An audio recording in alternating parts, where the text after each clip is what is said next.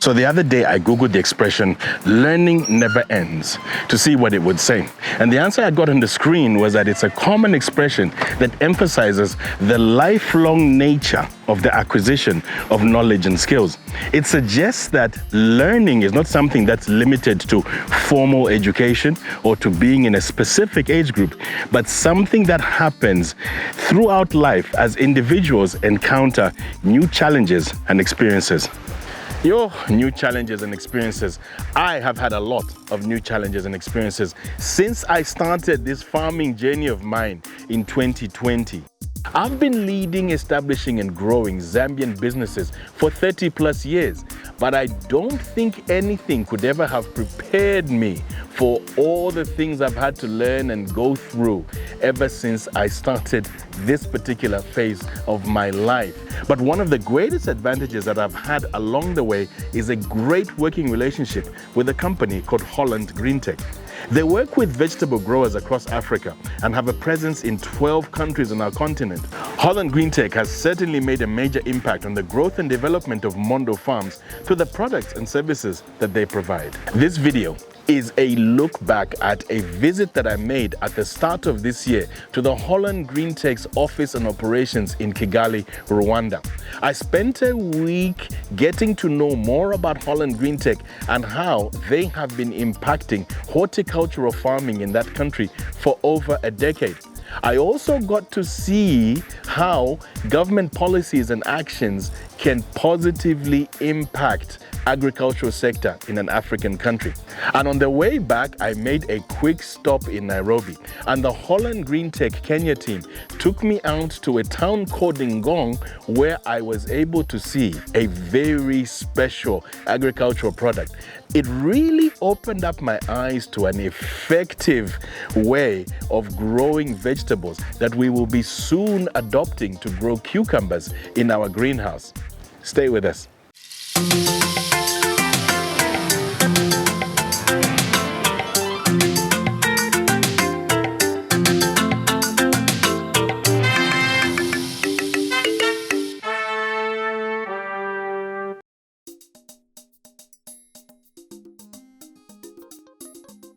Greetings from the farm. I hope you're well. It's so good to have you back with us again here on the Mondo Farms channel. My name is Chisha Folotia. This is Kimberley Farm, which is located near Kanakantapa on the outskirts of Chongwe. We've been operating and developing this farm since 2023, and our vision is for it to become a sizable center of growing high-value vegetables for the Lusaka market. Most of that will be done in protected environments like this greenhouse and the shade houses that we have already started to establish. Mondo Farm started operations in 2020 at a larger farm on the other side of the Great East Road that we call Winterthorn. The name was inspired by the musangu trees, which are found all over the Chongwe River Valley. At Winterthorn, we started a pilot project for timber trees like pine, casuarina, and eucalyptus. We also grow field crops during the rainy season, and we carry out larger scale open field cultivation of vegetables like carrots and eggplant.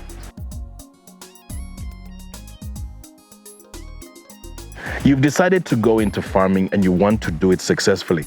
And one of the things you've come to realize is how much there is to learn. Okay, let's put aside all of the time and effort and money you're going to have to put in order to establish your farm. If you are like me and you've never really farmed before, you don't have any formal agricultural training or education, you will find yourself on a long learning curve. A learning curve that means you have to come to grips and be exposed to a whole lot of things. Things like, for example, crop rotation, plant nutrition, and drip irrigation. And since you're here on YouTube watching this video, then you're probably doing something that I did a lot of myself when I first started my farming journey.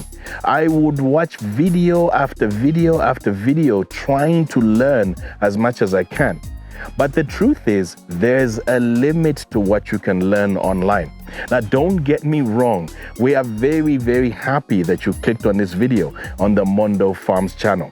The support we get from all the viewers and the subscribers out there keeps us motivated, and helps to validate our efforts to impact African agriculture. But the truth is, the only way to make real progress in your farming venture is to actually get out there. Greetings. Thank you for joining us. Today, I'm not at the farm. I'm at the ETG Zambia Fertilizers factory here in the Lusaka South, MFES. And Pethes and I are attending a training day. It's important in farming to always keep learning new stuff. And they had this special training day, and we thought, let's come here and let's attend and let's see what we can learn. So already we've been taught about various things about crop protection, about fertilizing, about liming and soil preparation. For someone who is learning how to start farming, attending farmers' training days like we did here back in October 2021 can be very helpful. This one was organized by one of the big suppliers in our agriculture industry, and they packed in a lot of information. We came away from it energized and empowered with ideas that could help us grow crops better. Since I started farming, I have made it a point to visit at least one of the major farming shows that are held every year.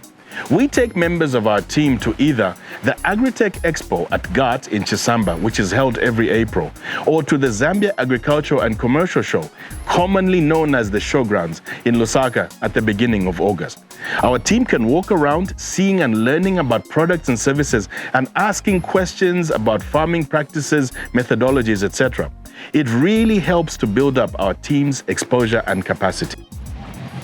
Mdala! Munibanji. It's good to see you. Good to see you too. Thank you. How's ETG? No, we're okay. Thank you. The farming shows, the expos, they are a great way for us to get to talk to people who can guide us and advise us. But the thing is, they're only held every so often. So throughout the year and from time to time, we arrange for experts to come here and visit our farms to see what we're doing and to see how we're doing. They help us to deal with problems that occur from time to time, and they also help to train our people. An important part of getting out there that I'm talking about is to go and visit farms and see what they're doing. I've done that quite a bit, and each time I visit a farm, I come away having learned something. But let's talk about the elephant in the room. Arranging farm visits can be challenging. You contact the owner or the manager of a specific farm and you ask to come along and visit them. And the response you will most probably often get is going to be in the negative. Now that is hardly surprising. Farms are busy working places. People have got targets to meet, they've got things to do. And having to move around the farm showing a visitor this and that and explain this and that, it can be quite taxing. And the farm itself doesn't really benefit much from having you visit that farm. Then there's also the biosanitary risks. One of the worst things that can happen to a farm is to have people come through from their farm or their place and they bring you some pathogens, some other little critters, and they bring them to the farm. That can be quite challenging. I have found that the best way to get to visit farms is by attending farmers' field days that are hosted at farms. These events offer a structured and formal way for visitors to gain access to such places. The field days are usually organized by agro-industry players that want to showcase something special, like a demo crop or a new product or a new service or a new way of doing things. Over the years, most of the farmers' field days that the Mondo Farms teams and I have attended have been organized by Holland Green Tech. We have learned a lot of things from these visits, which are a major benefit of our close relationship that Mondo Farms has built with Holland Green Tech. Another benefit, apart from the practical exposure, is getting to know and meet and interact with other farmers who are similarly positioned like ourselves. And as you may have seen from some of our other videos on this channel, Mondo Farms has even worked with Holland Green Tech to host 2 farmers' field days here at Kimberley. And since last year, I have been taking advantage of opportunities arranged by Holland Green Tech to see how vegetable farming is done beyond our borders. Through them, I was part of a group of Zambian farmers who attended the Rwanda AfriSem field days at their vegetable seed breeding facility outside Arusha, Tanzania. We got to see where some of the vegetable seeds we grow are produced. Then in June, Holland Green Tech nominated me as part of the group of farmers from across Africa that experienced the journey of inspiration. This was a week-long special visit to the home of Rwanda in South Holland, where we got to know more about the world's fourth largest producer of vegetable seeds. It was amazing to be exposed to how Rwanda develops and produces seeds for over 30 different crops, offering more than 1,800 varieties. And of course, it was a chance to interact with farmers from other African countries, getting to know their stories, their backgrounds, and making lifelong connections. I shared a video about that trip that you can watch after this one.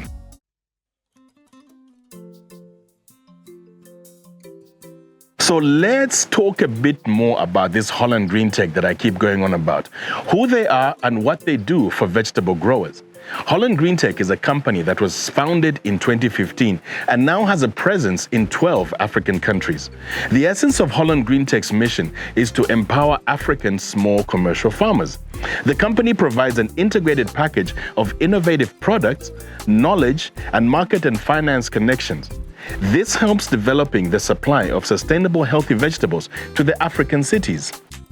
Some of the range of products that they supply growers with include things like hybrid seeds from Rwanda, the global vegetable seed producer that I mentioned earlier, irrigation equipment from Rivulis, including the famous T-tape and other drip accessories, substrates and soil improvement products. Speaking of the soil, Holland Green Tech also provides services for soil testing and analysis. The results give advice that covers what will grow well on your soil and what kind of fertilizers or other additives you might need. One of the best things they do is provide growers like us with an introduction to biological pest control by distributing products by a wonderful company called Coppet. And Holland Green Tech recently started to supply and install greenhouses specially designed for Africa from a company called Quinta. Greenhouses like this one. Holland Green Tech are not like other suppliers who just sell you something and walk away. They will walk with you all the way from a small garden up to the marketplace. You can check out their website at hollandgreentech.com for more information, and I'll be putting a list of contacts for all of their offices across Africa in the description of this video below.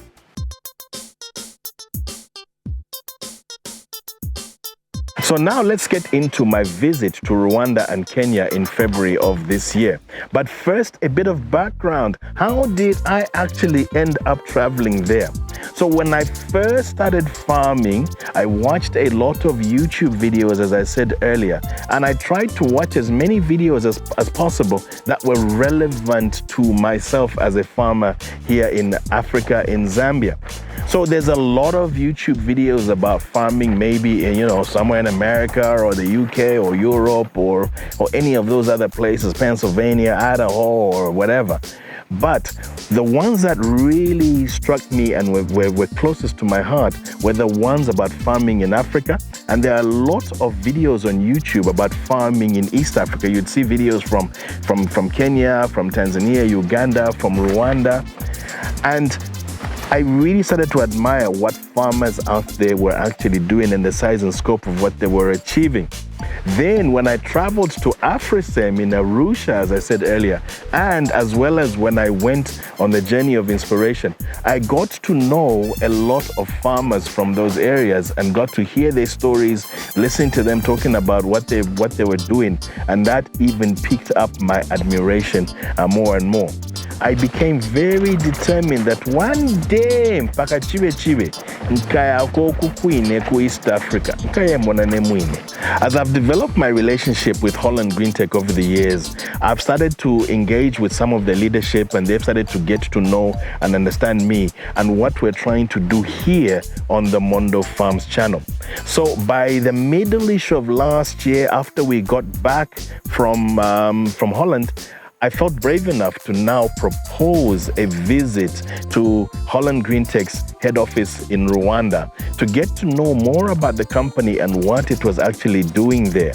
I also wanted to pass by Kenya and see some of that farming excellence that I had been seeing on those videos all these years and hearing about from the people that I met at the different events and agricultural visits. I was so pleased when the proposal that I put forward was accepted, and towards the end of last year, we started now working out all the cost sharing and arranging the logistics and the program for my visit. I was very, very excited as one Sunday morning in February, I left Lusaka for the land of 1,000 hills aboard KQ.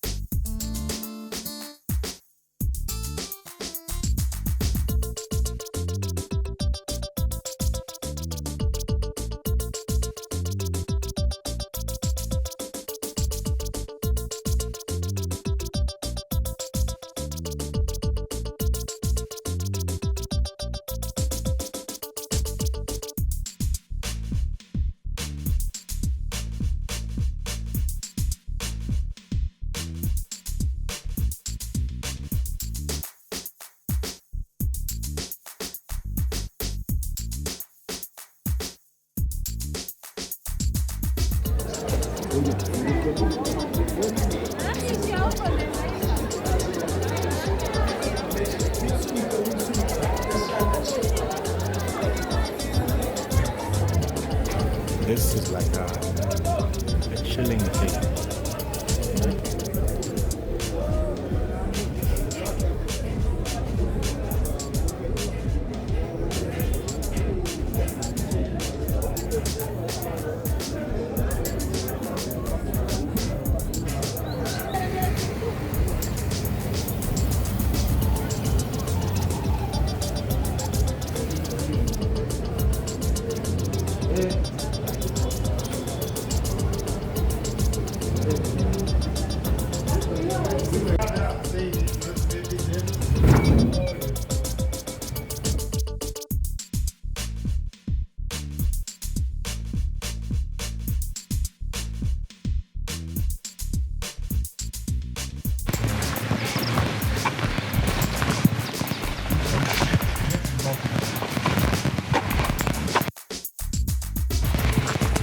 Loving these double greenhouses here. Vent top, good capacity.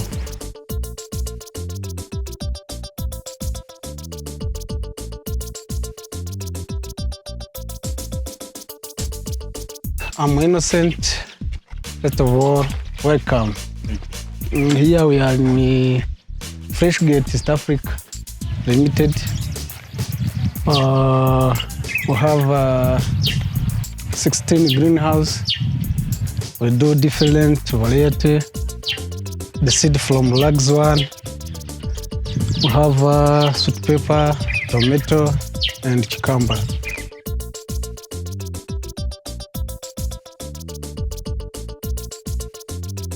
In 2020, we shift in the greenhouse. We started by wooden greenhouses. Then by experience, we shift on the metal greenhouse.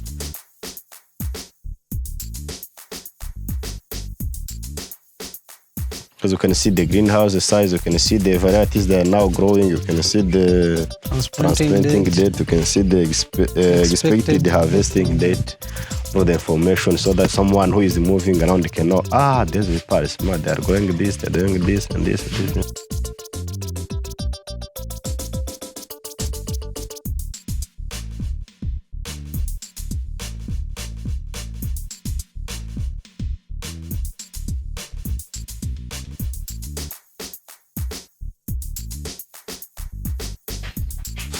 You all are going for a two-stem. Yeah. Advantage? The advantage is to make it easy to train it on the loop, and then in order to have high production. For For this time, there is some greenhouse I tried to remain 3 stems in order to reduce the time we'll keep it in the greenhouse, because the time will take to increase the number of the disease attacking. Yes, for 3 stems, I think I will get the targeted production fast.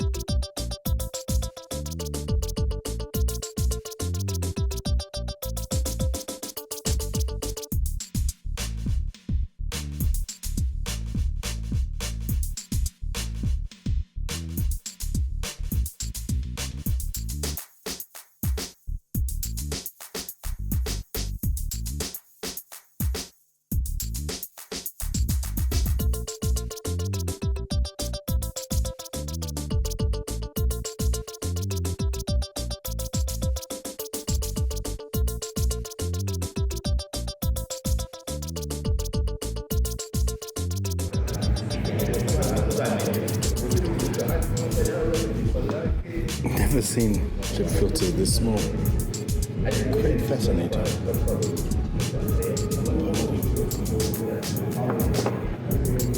Of course, the big ones that we're used to.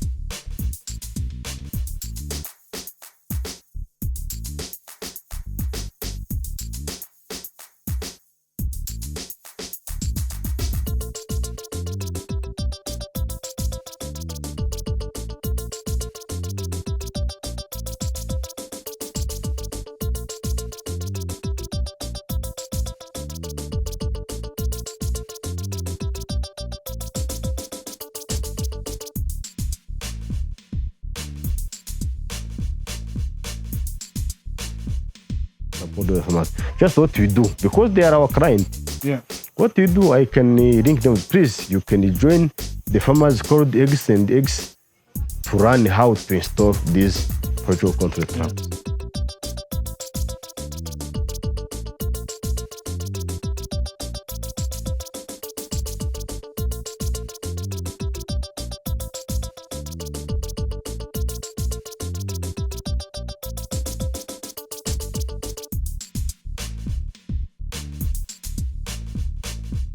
I'm called Jamari Janira Navara. I'm irrigation engineer at Sunripe Farm here in Rwanda. Yeah, nice to meet you. Hello, my name is Jean-Baptiste Twishimire. I'm production manager here at Sunripe Farm. Sunripe is an agriculture company, horticulture company. We started in 2016, and we do both farming in the open field and the greenhouse. So our main crop in the open field is French beans and then chili. And also after chili or French beans, we do rotation with cabbages. And then in the greenhouse, our main crop are tomatoes and the sweet pepper. And then we are doing rotation with cucumber. This is Sunripe. In the greenhouse, we have 18 greenhouses. Among 18, we have 9 quinta greenhouse, and the other 9 are standards. And soon, we are going to breed another 3 quinta greenhouse.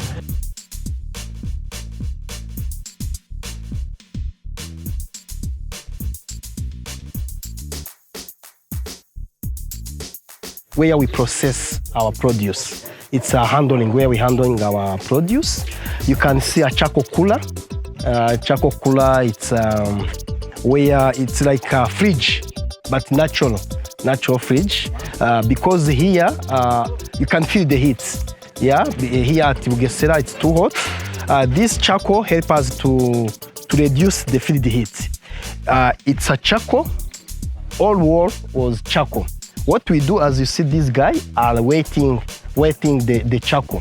When you wet the charcoal, and the wind blows on the air, they bring cool inside. Yeah, not evaporation. There are some cooling inside because of that air pass through in the charcoal, and then they bring cooling effect inside. So if you want, you can come and feel how it look like, and yeah. So enter. You can feel compared to outside and here, you can feel the cool. So the ore are charcoal. What we did is to weight the charcoal. So these guys are waiting the charcoal, waiting the produce to come here. So an hour, 2 hours, or? Every 2 hours you have to come and wait the charcoal. You can see now inside we have 20 degrees Celsius. Yeah. 20 degrees Celsius.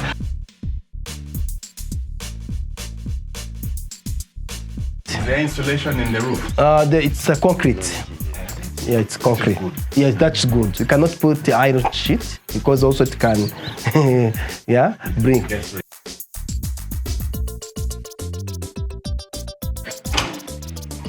You see, those people, they are grading and sorting. After they finalize grading and sorting, they put that produce in the charcoal cooler. Yeah.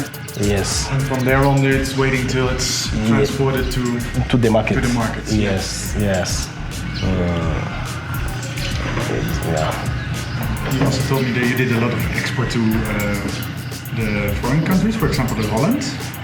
For here, now we are export to UK. To the UK? Yeah, French beans and chili.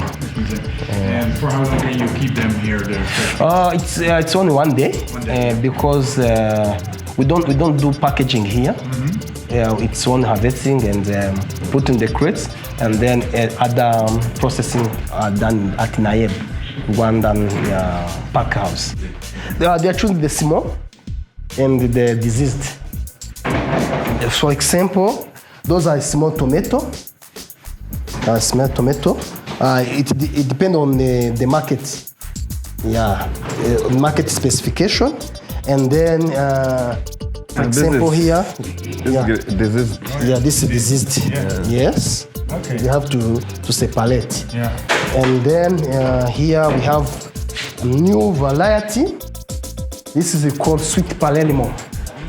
Yeah. So we are the first grower here in Rwanda for this sweet parallelmo from Holland Green Tech. Yes.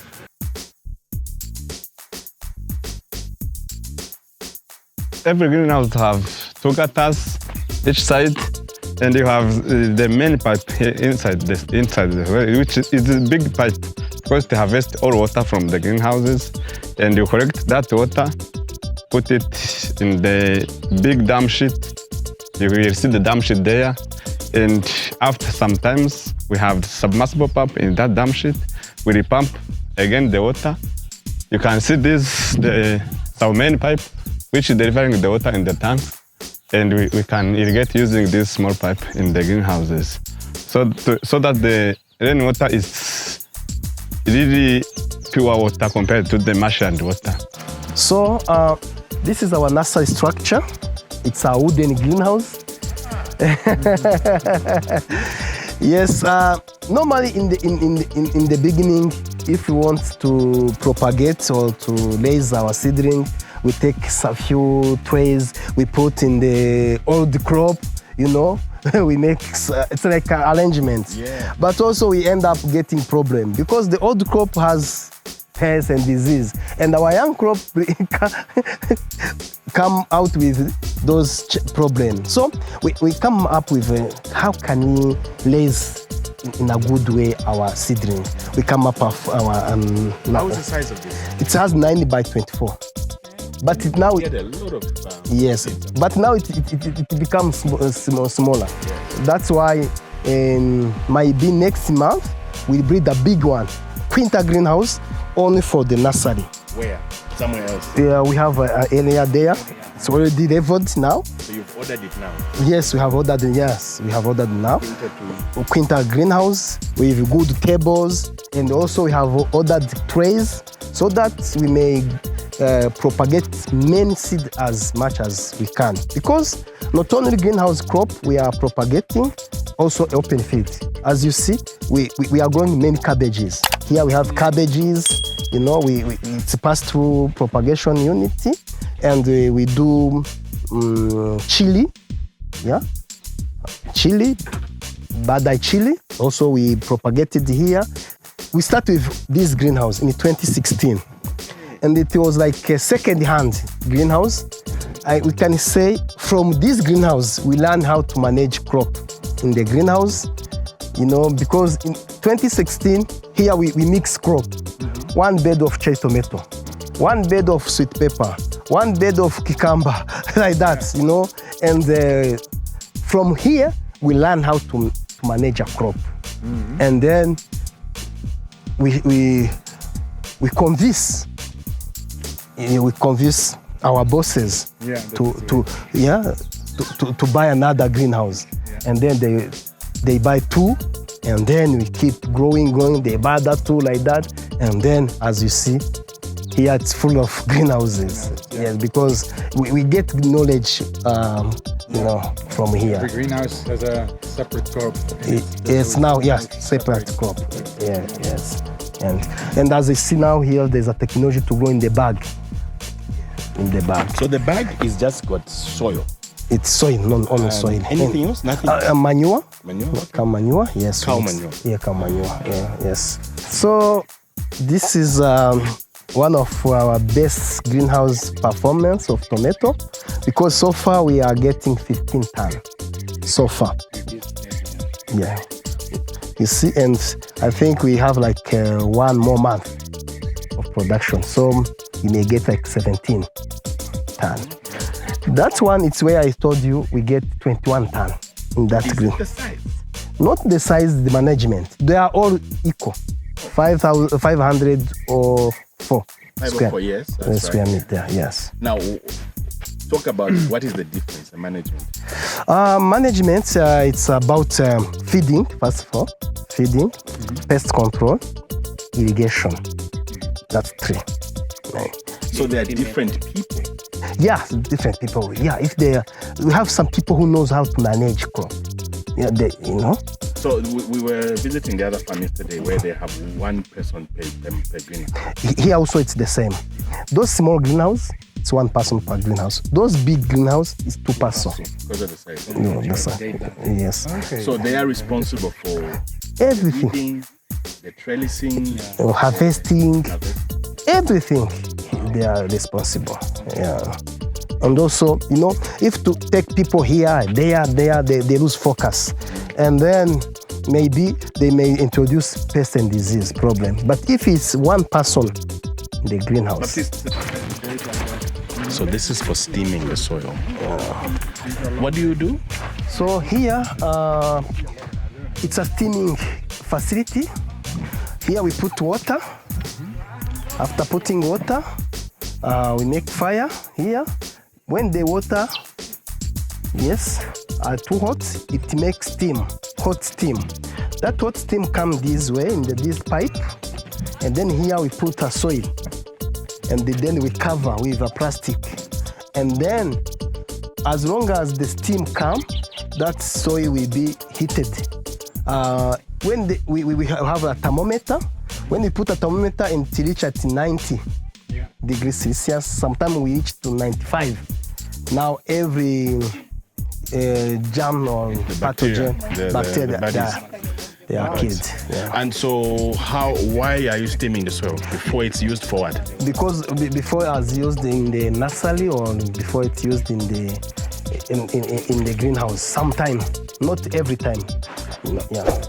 Yes, because where we have a problem of those soil-borne disease, we have to use that steamed soil. Yeah. What you transport produce here to the market. Which market? Rwanda? I mean Kigali. Yeah, Kigali. This small thing? Yeah. Wow. Yeah, 2017. Yeah. So what's the capacity of this? 500 kg.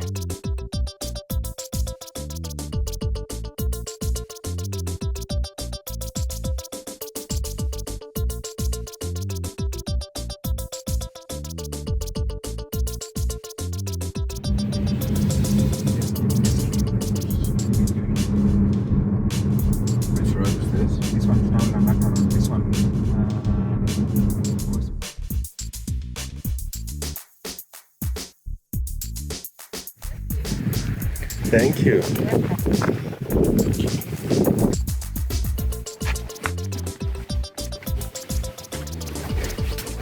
So My life is a football. we have to disinfect. Oh yeah. We're getting in.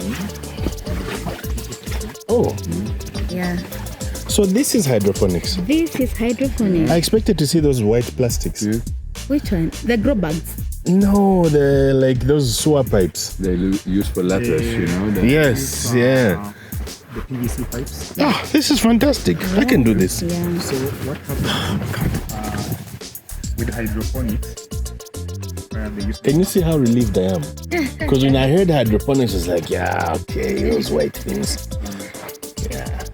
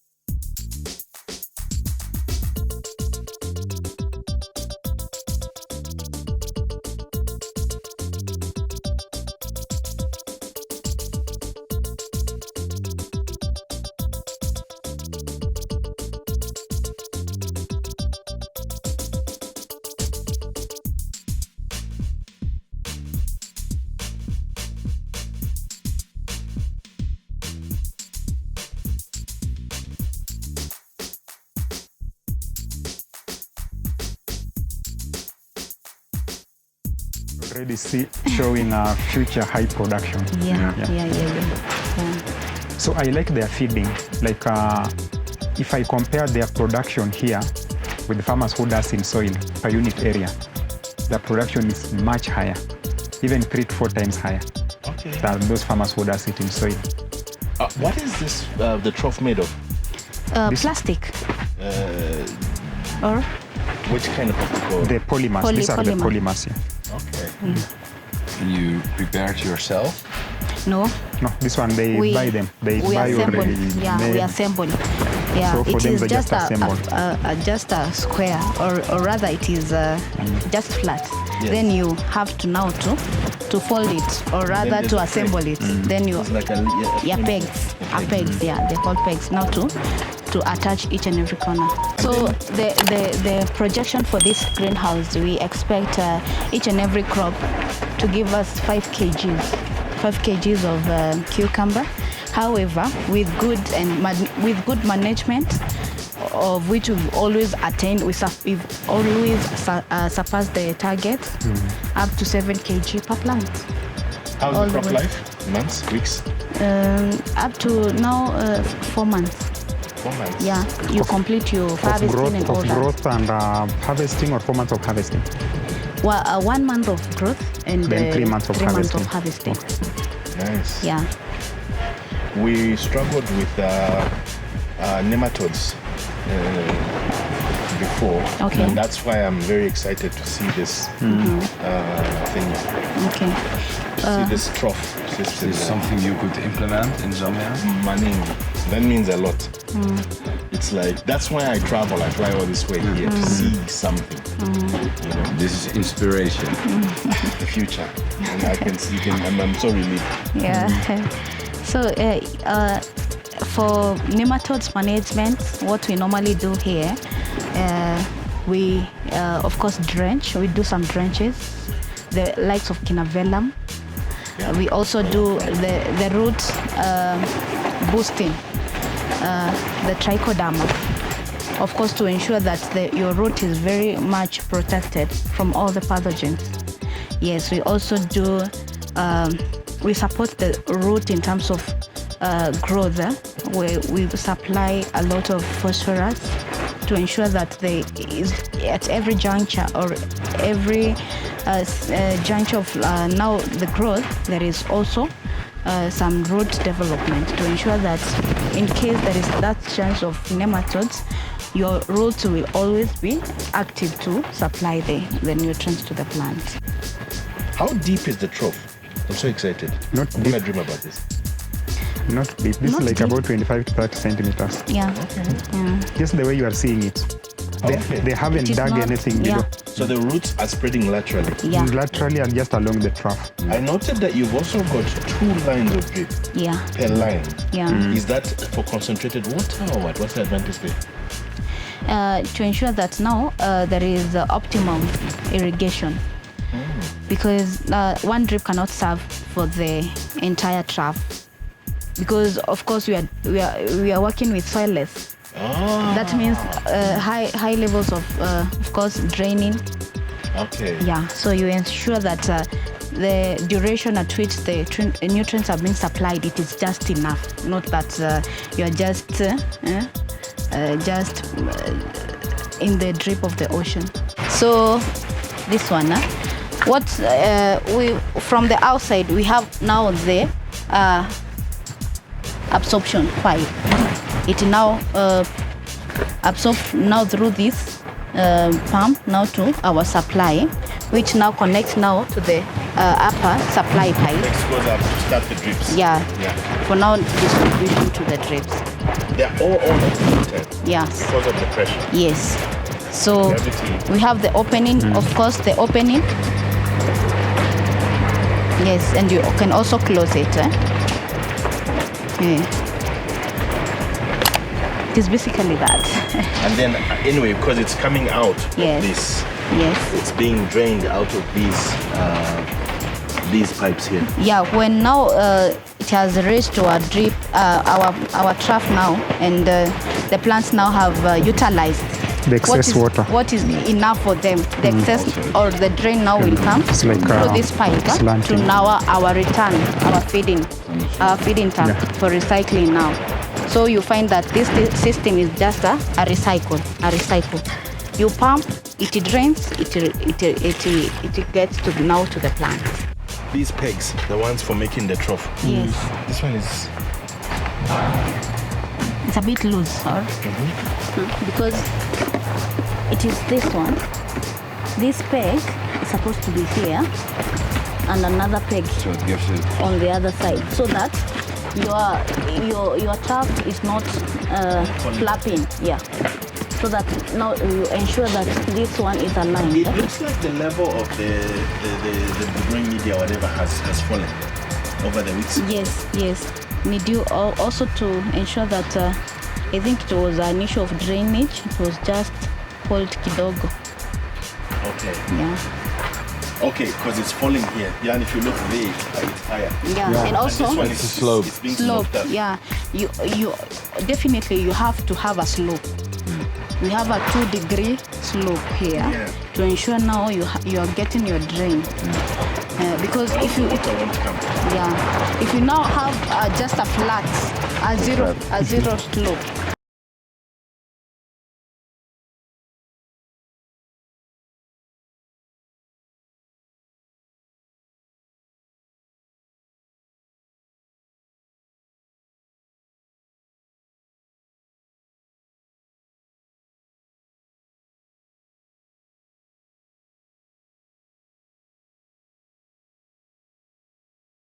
For this crop, we are almost to our end of a cycle. What we are remaining is to harvest the few crops that are remaining here, so that now we start a new cycle. What I was We're talking about the length. the length. That the root of this one is somewhere over there. Yes, We just measured 5 meters. 18 up to 18, 20 meters. It can grow that long because for greenhouse varieties. Yeah, for greenhouse How are you varieties. training the... This one is about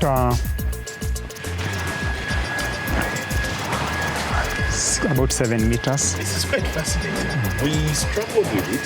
Ours went up onto the crop support, and then they started coming back down again, and we didn't know what to do.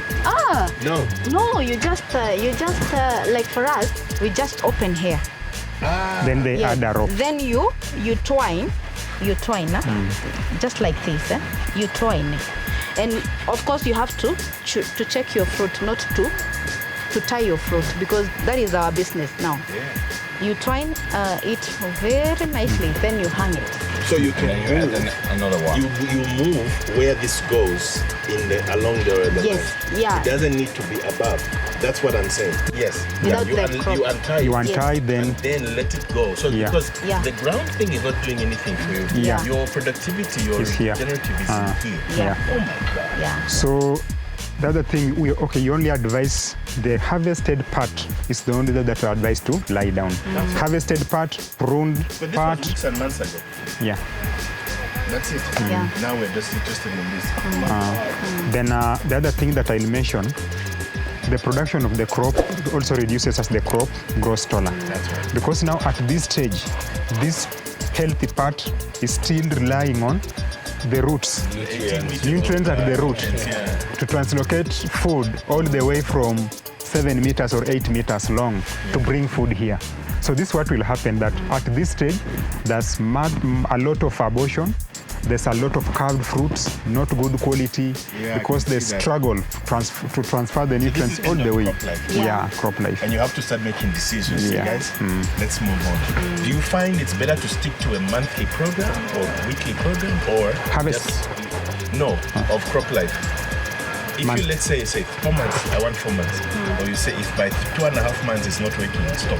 Yeah. The decisions are made, they're not cast on stones. If we say maybe it is struggling because of nematodes and such, you don't have to force it up to 4 months. You have to make quicker decision because the longer you keep the crop, the more expensive. So you have And to the less cut. production. Yeah, the less production. You have to cut now to start now a new cycle so as now you can move on.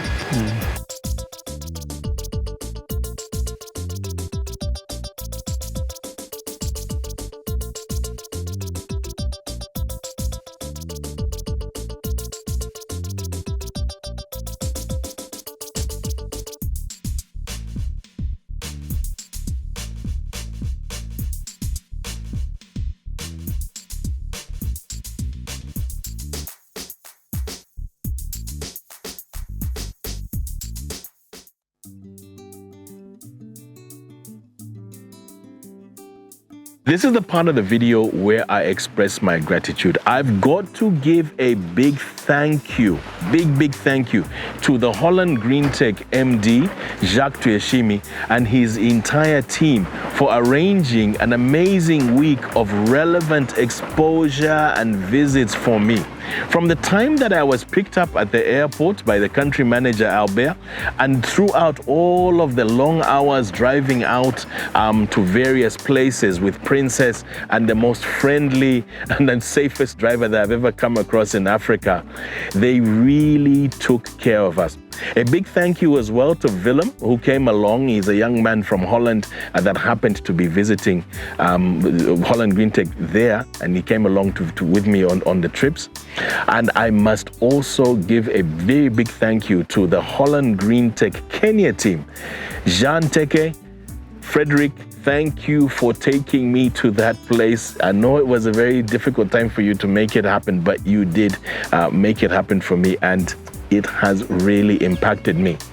I gotta say a big thank you as well to all of the people that worked and managed those farms that we visited and other areas, people in the markets.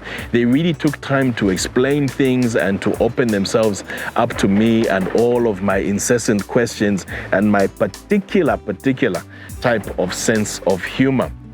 Another big thank you goes out to the Kenya Airways team at Lusaka International Airport.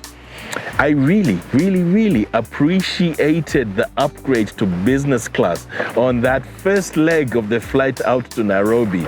It got me started out in a little bit more comfort and made quite a difference. Always looking forward to flying KQ once again. This trip was a great example of how farmers can learn by getting out there, which has been the theme of this video. During my time in Rwanda and Kenya, I would be taken somewhere and I would see something and I could already see, oh, apa. It was all so relevant. Things that we could and that we should be doing here as Mondo Farms to help us move forward. So some of the things we've already adopted them and started doing practice from time to time, but there are other things that will take a little bit more time and investment in order for us to implement. But it has certainly been something that has been very, very, very impactful. So I mentioned at the beginning of the video that there was something that I saw during this trip that we are planning to adopt here at Mondo Farms. Well, it turns out that it is something that we have no choice but to actually start doing. And having seen it during the trip, my mind is now opened. I know how it can be done, and I've seen it done in the African context. I'm talking about growing cucumbers under hydroponics that we saw during our visit to the Young Africa Works in Ngong, Kenya. We've been growing cucumbers in this, our first greenhouse, since last year, but we've been doing it in the soil. And when we grow cucumbers in the soil, something terrible keeps happening. We end up with crops looking like this. This cucumber plant has been affected by nematodes, and nematodes are a horrible, horrible, horrible pest that attacks the roots, and there's nodules all over the place, and the plant just dies because it can't get, its vascular system is all messed up. So we are going to shift to hydroponic farming over the next few weeks. There's quite a few things we need to put up in place before we can do that. We can't just jump right into it, but we are determined. Cucumbers, high value vegetable that Mondo Farms wants to continue growing. We've invested already in this beautiful Quinta Africa 14 greenhouse that needs to be maximized in terms of its usage. So we need to move on. Having come from that trip, I can see how hydroponic farming can be done in an African context. Also took another trip with Holland Green Tech and Rwanda to South Africa the following month and saw more about the hydroponic farming. So I'm feeling quite empowered, and we're going to be able to get that done and turn things around in here. Yes, here on the Mondo Farms channel, we share the good, the bad, the happy, and the sad. Disasters like what we've got in here, losing a second crop, it has been quite challenging, but we're determined to keep moving forward. We're going to shoot a video and produce something to share with you when we do get into the hydroponic farming ourselves. And the easiest way to make sure that you are able to watch that video is by subscribing to our channel. You do that by pressing the subscribe button, and if you press the bell icon, then YouTube will let you know each and every time a new video comes along, which is round about every 2 to 3 weeks or so. Hopefully, this video was worthy of your stamp of approval, and you can show the YouTube algorithm that people like this video by pressing the thumbs up button below. You can also press the share button in order to send this video on to other people that you think should see this video, maybe on one of your farming WhatsApp groups, the people that you're involved with your farming or growing venture. My name is Chisha Folatia. Happy to be here and glad to be with you here on the Mondo Farms channel. Shale nipo. Bye-bye.